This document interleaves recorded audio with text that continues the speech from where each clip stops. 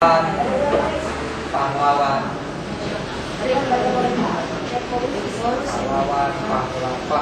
pahlawan. Ini kandinya. Ambil buku ya. Udah ada indikatornya. Sekian. Ya, saya tulis anggaplah ini indikatornya. Ya itu ya agak besar sekali. Jadi bisa membedakan, bisa mencari pasangan, itu pengertian daripada memilih. Kalau daerahnya umpamanya ada daerah Sumatera dipenggal jadi daerah Nah, terus di sampingnya dikasih lambang, beberapa lambang, manakah lambang yang dipakai oleh provinsi Nanggroe? Kan dia bisa menunjukkan lewat ini. Perlu lagi ciri-ciri bu, warna dan macam-macam ditambahin di sini. Silakan. Kalau memang tingkat kemampuan anak kita rendah, kita akan seperti itu. Bisa mendefinisikan warna dominan pada sebuah lambang pada daerah tertentu. Namanya macam apa? Dominannya warna putih. Kalau memang tingkat kognitif anak sangat rendah. Kalau memang bagus tidak soal. Contoh kita ingin mengenalkan lambang di Aceh ada berapa kabupaten? Saya nanya dulu karena nggak tahu berapa kabupaten? 13. Berapa? Enggak, kan banyak ya udah enggak, kita nggak tahu semua. Kan masing-masingnya mempunyai warna yang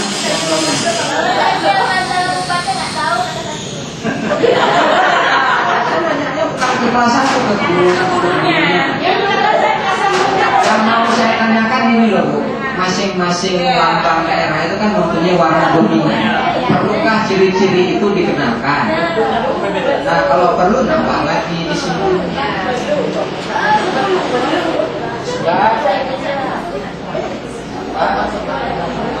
Menentukan Bu ya.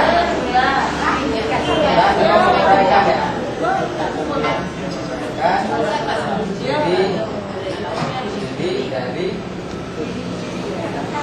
boleh ya? Boleh daerah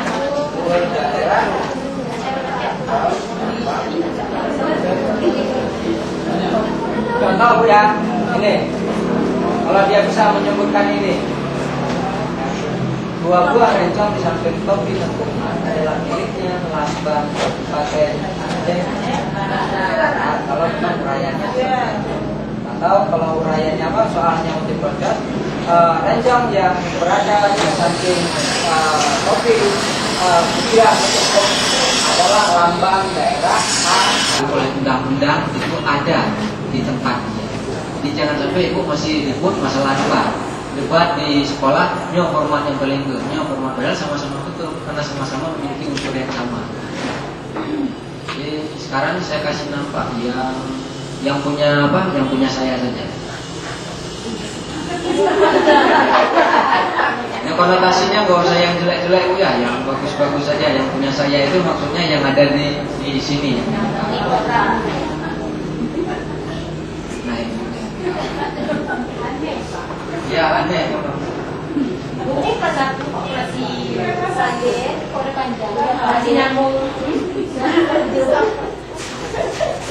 Namanya dimasukin ke dalam aja. Kalau ngomong itu nggak bisa pulang.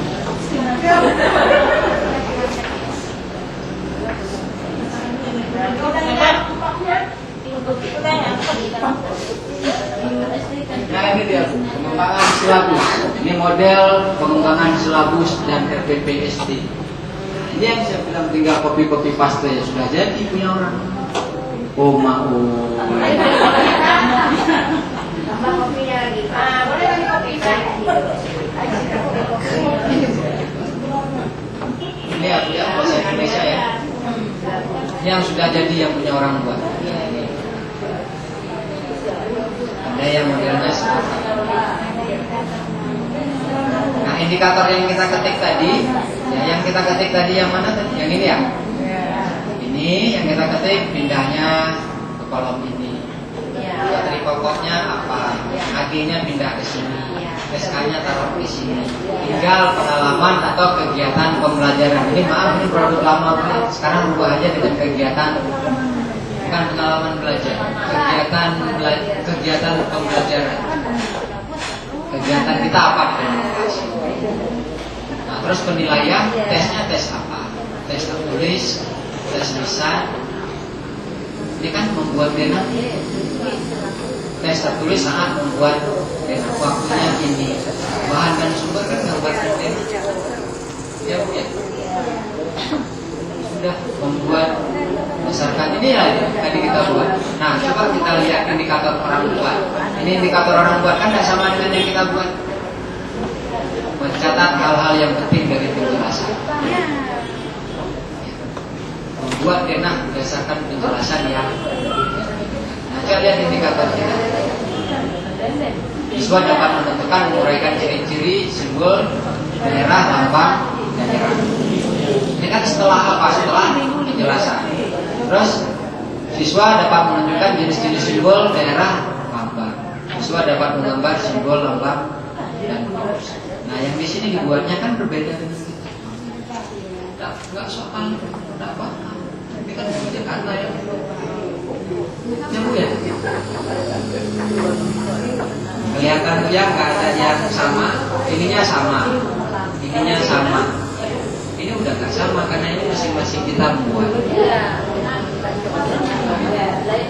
Ya, inilah bentuk silabus yang akan kita pakai untuk selanjutnya di kelas 4. Terus pengalaman belajar, Ibu pengalaman kegiatan pembelajarannya Ibu mau apa? Di dalam kelas ketika mengajarnya menceritakan gitu. Kalau kegiatan menceritakan tugasnya apa? Kalau pengalaman berarti mendengarkan tugasnya. Nah, makanya sekarang diubah dengan kata-kata kegiatan pembelajaran. Jadi langsung menceritakan berbagai macam bentuk, silakan. Menceritakan unsur-unsur yang terdapat pada lambang-lambang, silakan. Terus yang kedua mengamati atau membagi kelompok siswa dalam buah-buah kelompok atau dalam beberapa buah kelompok untuk menggali informasi tentang simbol-simbol atau lambang dari sebuah daerah. Silakan. Nah, masih sama.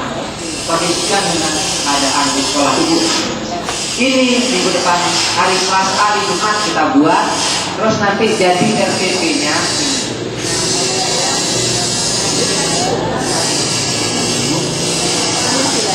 Kegiatan awal. Nah, metode yang diambil diskusi, modeling sampai dengan penugasan materi pokok, denah sekolah dan lingkungan. Siswa diajar bernyanyi lagu naik-naik ke puncak gunung. Pembukaannya. Ibu kalau memang mau selawat baca silakan. Karakteristik kita pasti naik dulu. Guru bertanya tentang tempat-tempat yang pernah dikunjungi siswa. Bisa jadi waktu dia mengunjungi suatu tempat dia melihat lambang apa atau denah sesuatu. Terus guru menanyakan hal lain seperti jarak, jauh dekat bangunan, tempat apa saja yang dilihat selama melewati tempat itu. Jadi pagi sebelum sampai sekolah melihat apa saja. Pertanyaan seperti itu. Nah, kegiatan ini guru menugaskan siswa mencermati denah sederhana tentang suatu tempat. Mungkin denah kelas. Guru menugaskan siswa mencermati dan mendiskusikan simbol-simbol dalam denah, misalnya arah mata, angin, dan seterusnya. Ini tugas ya. Kalau ini sudah ditulis di RPP, hendaklah ini dijalankan ketika sedang belajar. Kegiatan penutup, guru dan siswa merefleksi hasil pembelajaran, yaitu manfaat mempelajari kompetensi. Maksudnya memberitahukan kembali ke anak-anak apa manfaat dari pembelajaran hari ini. Faedahnya itu apa? Kegiatan sumber dan alat ini dia. Terus ada yang satu lagi yang namanya penilaian. Kegiatan akhir penutup sama. Ini penilaian, format penilaian mendeskripsikan daerah. Keruntunan kalimat, runtun, kurang runtun, tidak runtun.